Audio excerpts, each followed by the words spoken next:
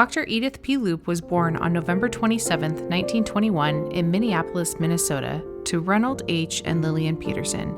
She had one older sister, Louise, and two younger brothers, Edward and Archie Peterson. It should be noted that when Edythe was old enough to realize the spelling of her name, she decided to change it because she didn't like how it was originally spelled. She considered Pollock, South Dakota as her first home. Her father moved the family there to become a young principal at a local school. Edythe's father, Reynold, is also credited with bringing electricity to the small town in the 1920s. In the 1930s, the family moved to Idaho, where Edythe started to work to contribute to the family. Edythe brought home about 25 cents for working a 10-hour day and about $30 for an entire summer during the Great Depression. She once saved all her money to buy a doll at 8 years old that she kept until passing, which she has held as one of her most precious treasures. At times we were very poor. At times we didn't have food in our house. I used to put cardboard in my shoes to walk so I wasn't walking on the ground. And poverty was not a factor, was not a problem, because we were so happy and so joyful. But the big joy thing that happened to me was the Wesleyan Methodist Church put up a tent in my little town, and they threw some sawdust on the floor of that tent and put some prayer benches up there. And I went forward and I prayed. And I didn't even know why I was praying, except in my heart, I was there. And when I left that altar, I was brand new at age 10. And I remember my father coming in to say goodnight to me. I said, "Daddy, I can't sleep. I'm so happy." And that happiness has never left me. In 1940, Edythe's father, a firm believer in higher education, sent her to Northwest Nazarene College in Nampa, Idaho. She had nothing more than $10 in her pocket. At NNC, Edythe met Thomas Leupp. The two had their first date on December 6, 1940. One of Edythe's favorite stories was, on their first date, Tom asked if she slept with a pillow or not. She stated that she did not sleep with a pillow, like him, and he was smitten. He rushed home to his roommate and, while jumping on his bed, stated that he had just met the woman he would eventually marry. The two were married on January 29, 1944, in Portland, Oregon. On December 23, 1944, they welcomed their first daughter, Diette Louise. Not long after, they received another daughter, Patrice Joan, followed by a third daughter, Stacia Renee, then finally a son, Roderick Thomas, and another son, Braden Timothy. In 1941, Edythe went the route of education like her father and obtained her teaching certificate to teach at the public schools in Idaho and one in Oregon in 1942. She began teaching at various public schools in Portland in 1945. In 1947, Edythe earned a Bachelor of Science degree from the University of Oregon and a master's degree in 1951 from the same college. After her time in Portland in 1955, Edythe and the family returned to Nampa, Idaho, where Edythe became the Director of Education at Northwest Nazarene College. In 1958, she became the Idaho State President of the Municipal League Auxiliary. A big year in 1958, she also added the title of Mayor's Wife in support of her husband Tom, who was the mayor of Nampa, Idaho until 1960. In 1961, Edythe and the family moved back to Portland, Oregon, where she became a school administrator for Portland Public Schools. In 1972, she returned to the University of Oregon to obtain a Doctor of Education. She graduated alongside her two daughters, Patrice and Stacia, who had earned their Master of Education that same year. Not long after, she moved in to serve as president of the Portland Association of Public School Administrators in 1973. In 1978, she became a fellow of the Charles Keterick Foundation, where she also received a fellowship in the years 1980, 1987, and 1991 to 1994, respectively. In 1981, she moved to George Fox University in Newberg, Oregon, to help author and design the teacher education degree curriculum. Later in 1982, she became the Director of Teacher Education and Research at George Fox University in the Teacher Education Program. In 1986, Tom and Edythe were awarded Alumni of the Year by NNC, which was the first time to ever offer it to a couple. In 1985 to 1987, Edythe was state president of the Oregon State Delta Kappa Gamma Society. Before 1991, while Tom was still alive, the two purchased a second home in Oklahoma and became professors at Southern Nazarene University. Tom and Edythe were eternal sweethearts for 47 years before Tom's unexpected passing from a heart attack on June 27, 1991. In 1991, after Tom's death, she took a brief hiatus and moved to Manila, Philippines, to join her son, Rod. She taught as a professor at Asia Pacific Nazarene Theological Seminary.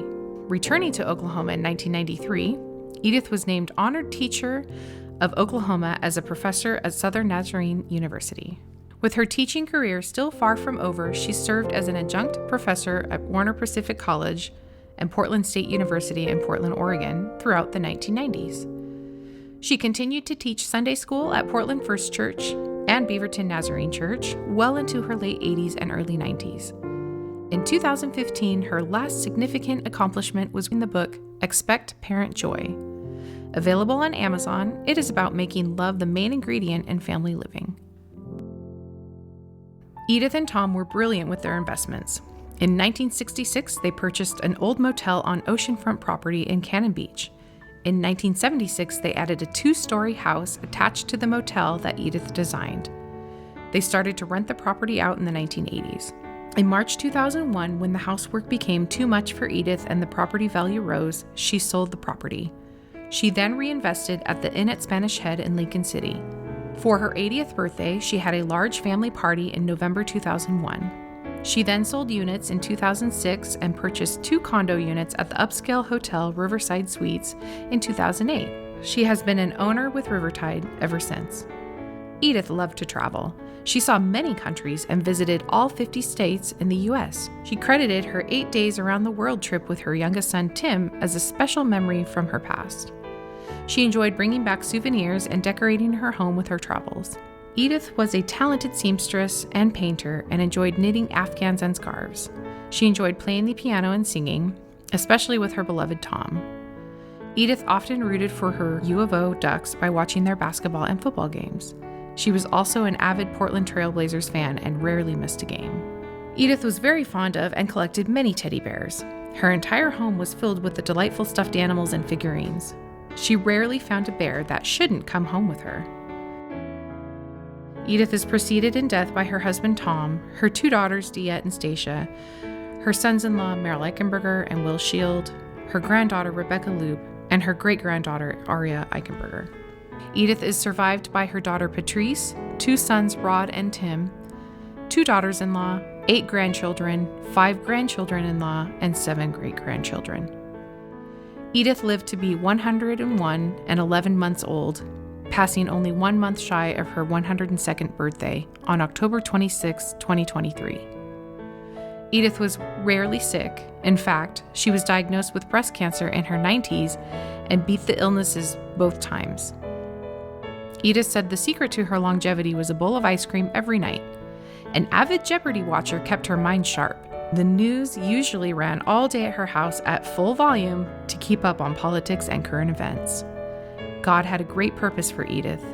Many who came to know her adopted Edythe as their mom and often referred to her as such. She touched many lives over her time on earth and is dearly missed by her family and friends. In Genesis 1, it says that you are created in the image of God. And what is that image? God is love. So we have to love. But this is the neat thing. You gotta love your neighbor like you love you. So that means it starts with you. Because you're created in the image of God, because He is love, you are love. And when you are love, you've got to share it with other people. You are special. Hug yourself for me. Your presence here today is a blessing to your person sitting next to you, right? And you are special because God made you in His image. Wow. To be a wife and a mother is my highest calling. It has always been and it always will be. Our children and the children of others whose lives we have touched have given more to us than we can ever give to them. And I say that to my children who sit in front of me. You have done more for me than I can ever do for you. And to those students out there that I dearly love as my own, you have done more for me than I can ever pay back to you, and I thank you.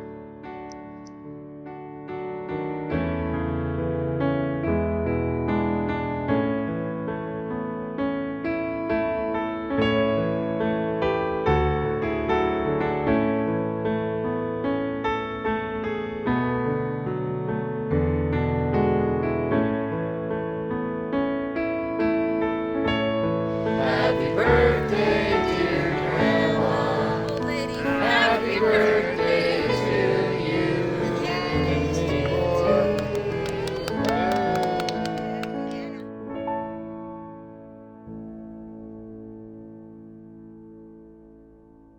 Give Grandma a kiss for me, Brett. Oh, wow.